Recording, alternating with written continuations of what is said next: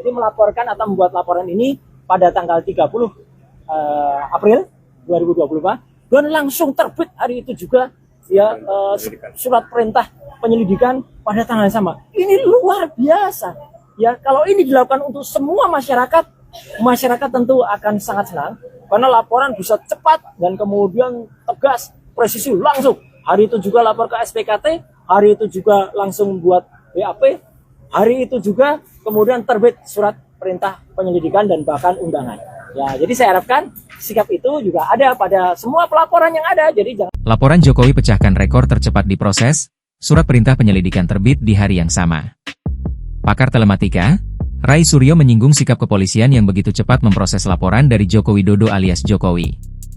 Menurut Rai Suryo, surat laporan penyelidikan dikeluarkan polisi di hari yang sama saat Jokowi membuat laporan. Saya harap tugas profesional polisi persis sama dengan pelapor. Jadi pelapor membuat laporan ini pada tanggal 30 April 2025 dan langsung terbit hari itu juga surat perintah penyelidikan. Saya harap tugas profesional polisi itu persis sama yang dilakukan terhadap saudara pelapor ya. Pelapor itu melaporkan belum ada yang terlapor gitu. Jadi melaporkan atau membuat laporan ini pada tanggal 30 April 2024 dan langsung terbit hari itu juga ya surat perintah penyelidikan pada tanggal yang sama. Ini luar biasa. Ya, kalau ini dilakukan untuk semua masyarakat, masyarakat tentu akan sangat senang karena laporan bisa cepat dan kemudian tegas, presisi langsung. Hari itu juga lapor ke SPKT, hari itu juga langsung buat BAP, hari itu juga kemudian terbit surat perintah penyelidikan dan bahkan undangan. Ya, jadi saya harapkan sikap itu juga ada pada semua pelaporan yang ada. Jadi jangan bedakan masyarakat yang ada. Jadi kami ini juga dengan cepat juga diberikan undangan klarifikasi, tapi juga kami juga cepat juga bisa diselesaikan karena kita sama-sama insya Allah kita mengerti hukum. Ya, kalau kita mengerti hukum ya begini. Jadi artinya apa yang ditanya. Ini luar biasa kalau dilakukan semua masyarakat.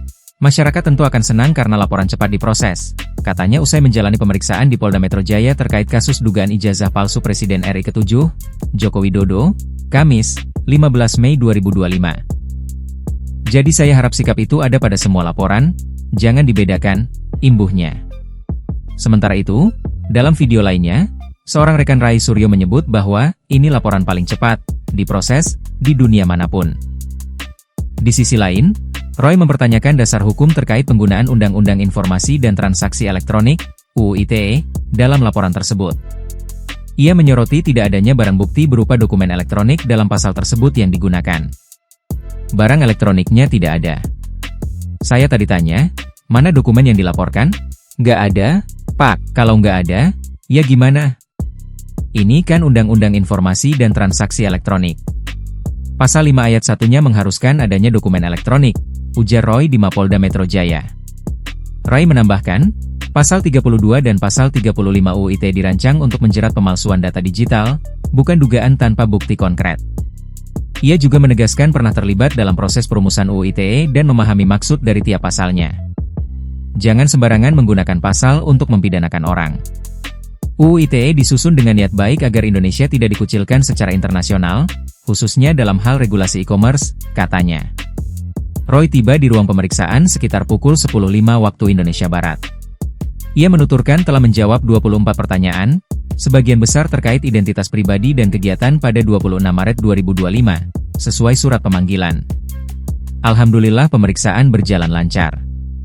Dari pukul 10 sampai istirahat pukul 12, saya apresiasi Polda Metro karena memberi kesempatan salat zuhur bersama. Kami juga diberi waktu istirahat makan siang, ucapnya.